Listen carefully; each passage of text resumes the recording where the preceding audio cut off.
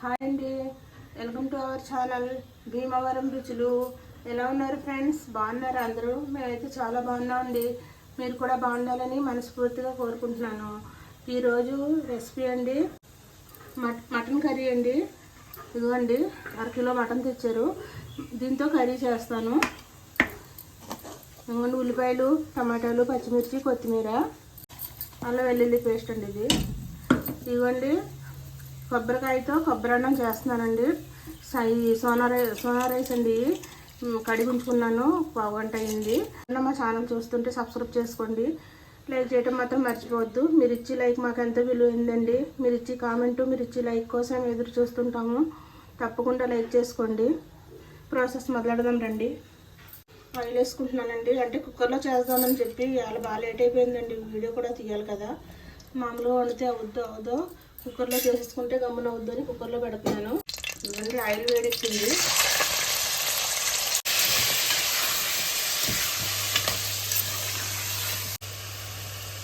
ఇదండి, రుచికి సరిపడ్డ ఉప్పు, పసుపు అండి. కొంచెం ఈ నూనెలో ఇది ఇద్దామండి, ఎందుకంటే మగ్గితే బాగుంటుంది. ఎప్పుడు ఒకలాగే చేసుకుంటే బాగోదు, కొంచెం డిఫరెంట్గా చేయాలని చెప్పేసి ఇలా చేస్తున్నాను. ఈ కర్రీ కూడా చాలాసార్లు ఇంట్లో చేశానండి. చాలా బాగా వచ్చింది. మంచి గ్రేవీతో, మంచి టేస్ట్తో వస్తుందండి కర్రీ ఇలా చేసుకున్నా. ఇదిగోండి, మసాలా వేస్తున్నాను. అల్లం వెల్లుల్లి పేస్టు, పచ్చిమిర్చి వేసాను, టమాటా ముక్కలు, కొద్దిగా కొత్తిమీర, ధనియాల పొడి, కసూరి మెతి. నేను చాలాసార్లు చేశానండి మటన్ కర్రీ. ఈ విధంగా అయితే మీకు చూపించలేదు ఎప్పుడు. నేను ఇంట్లో అయితే చేస్తుంటాను. ఈ విధంగా అయితే మీకు చూపించలేదు. కాకపోతే ఈ కర్రీ చాలా టేస్ట్ ఉందని ఇంట్లో అంటున్నారు. ఒకసారి మీకు కూడా చూపిందామని చెప్పేసి ఇలా చేస్తున్నాను. మీరు ఒకసారి ఇలా ట్రై చేయండి, చాలా బాగా వస్తుంది. ఇప్పుడు ఇదంతా మగ్గింది కదండి నూనెలో. ఇప్పుడైతే ఉల్లిపాయ ముక్కలు వేస్తున్నాను. ఇలాగా బాగా మగ్గనిద్దామండి. ఇదిగోండి, పెరుగు వేస్తున్నాను 1 స్పూను. ఇప్పుడు ఇదంతా ముక్కలకి పట్టిలాగా మనం కలిపేసుకొని మూత పెట్టేసుకుందాం. ఇది కొంచెం మగ్గాక చూపిస్తాను. మగ్గిపోయిందో, ఉల్లిపాయ మనం వేపకుండానే దీంట్లో మగ్గిపోయింది, చూసారు కదా. ఇప్పుడు దీంట్లో కారం వేస్తున్నాను. ఇంకోసారి కలిపేసుకోవాలి ఇలాగా. సో మనం పాలు తీసుకుందాం. ఇదిగోండి, ఇప్పుడు జీడిపప్పు వేస్తున్నాను. ఇది మిక్సీ చేసి చూపిస్తానండి. లేత కొబ్బరి కదా, బాగా మెత్తగా అయిపోయింది పేస్ట్ లాగా. దీన్ని ఇప్పుడు కొంచెం కూరలోకి వేస్తున్నానండి, ఒక గట్టి. ఎందుకంటే జీడిపప్పు కూడా వేసాను కదా, ఈ కొబ్బరి జీడిపప్పు వేస్తే మటన్లో మంచి టేస్ట్ వస్తుంది.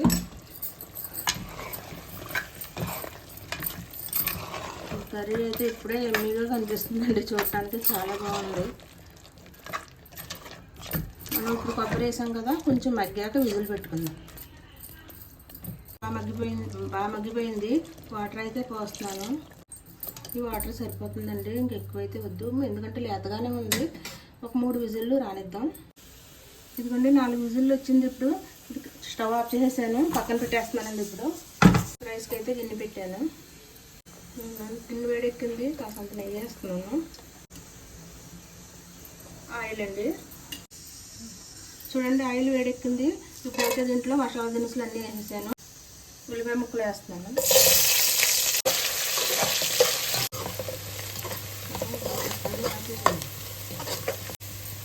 పచ్చిమిర్చి, జీడిపప్పు, క్యారెట్. ఇది ఆప్షనల్ అండి, కొబ్బరి అన్నం కదా, దాంట్లో వేసుకున్నా వేసుకోకుండా పర్లేదు. నేనైతే ఒక చిన్నది వేస్తున్నాను. టమాటా, కొద్దిగా కొత్తిమీర, పుదీనా, అల్లం వెల్లుల్లి పేస్ట్.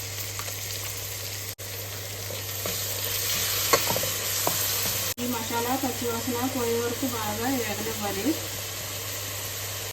ఇదిగోండి, కొబ్బరి పాలు తీసుకున్నాను. పిప్పు అయితే తీసేసానండి, ఇలాగా వడగట్టేసి. ఇంకా ఇది ల్యాబ్దే అయినా నేను వేయట్లేదు, పక్కకు తీసేసాను. ఇప్పుడు పాలండి, ఇది బాగా మగ్గిపోయింది. దీంతో 3 గ్లాసులున్నారండి బియ్యం అయ్యి. ఇప్పుడు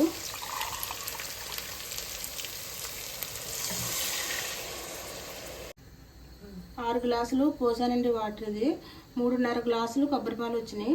కనవ 2.5 వాటర్ పోసాను, కావాల్సి వచ్చింది. ఇదిగోనండి మళ్ళీ రుచికి సరిపడ్డ కల్లుప్పు. ఇది మరిగే వరకు మూత పెట్టేసుకుందాం. ఒక మూత తీసుకున్నాను.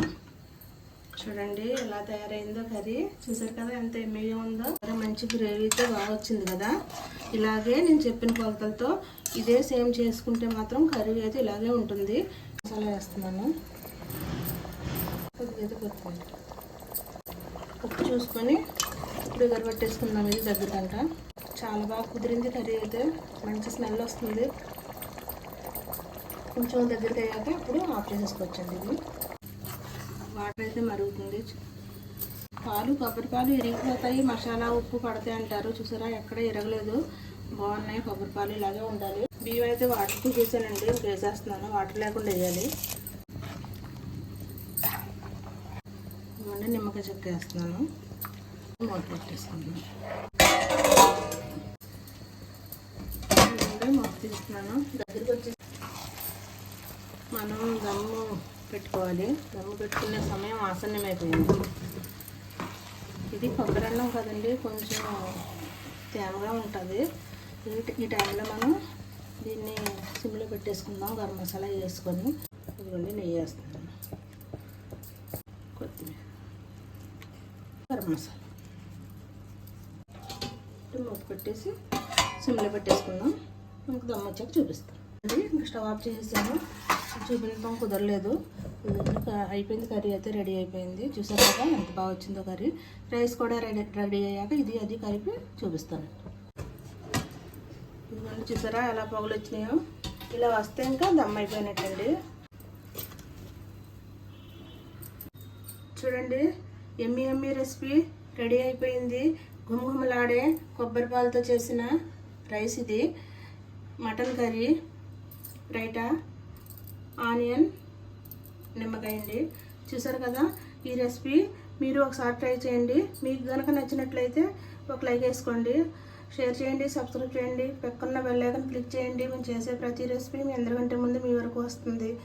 లైక్ చేయడం మాత్రం మర్చిపోవద్దండి. మరిన్ని మంచి రెసిపీలతో మళ్ళీ కలుద్దామండి. బాయ్ అండి.